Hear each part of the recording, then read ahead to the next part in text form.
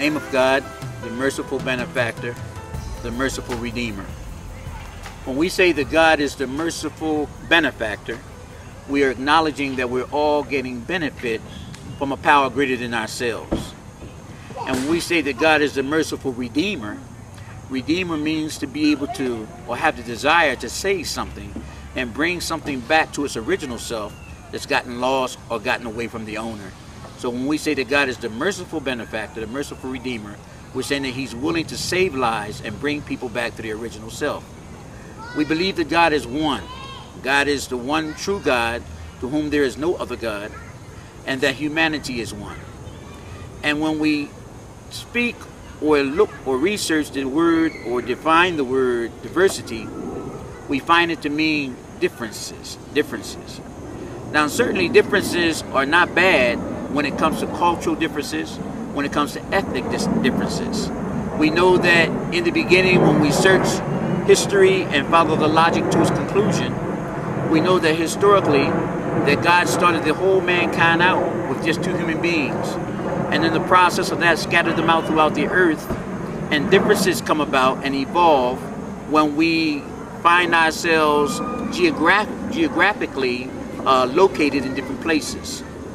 And geography brings about cultural differences.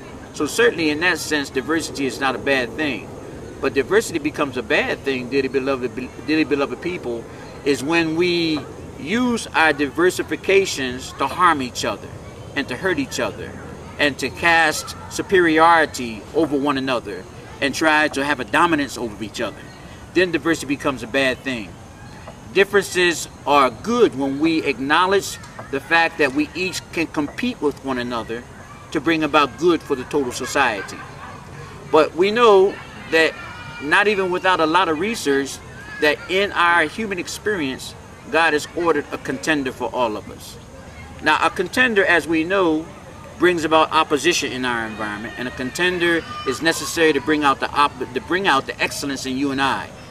A contender is also necessary to bring about a sense of government and authority over our flesh body. We have to have an opposing force in our environment to bring us to that place of excellence and to bring us to that place of authority over ourselves.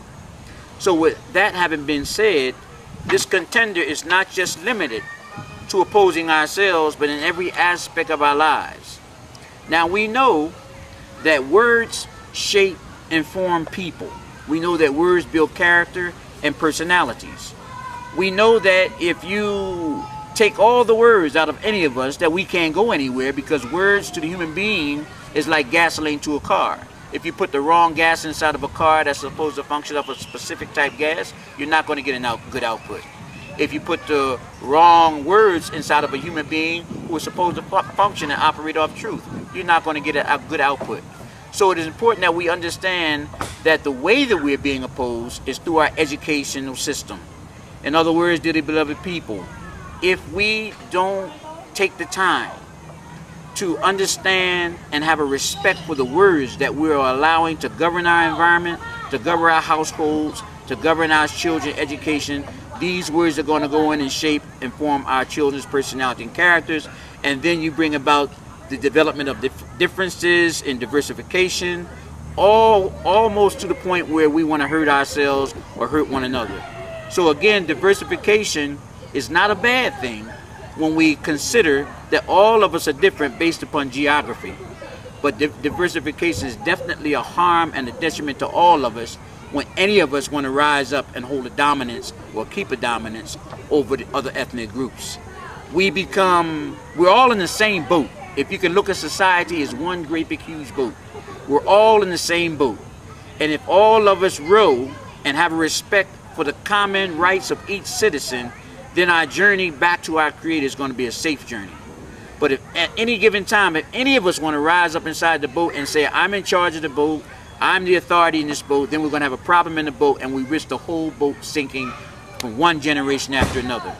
So it's important for all of us to recognize that when we speak on diversity, there's good diversity, and then there's bad diversity. And in closing, good diversity again is when we accept and acknowledge the good that we have to contribute to one another's existence, and bad diversity is when we want to come up with a supremacy over another group. Thank you so much for the time you've given us to hear these few words. Peace be upon you.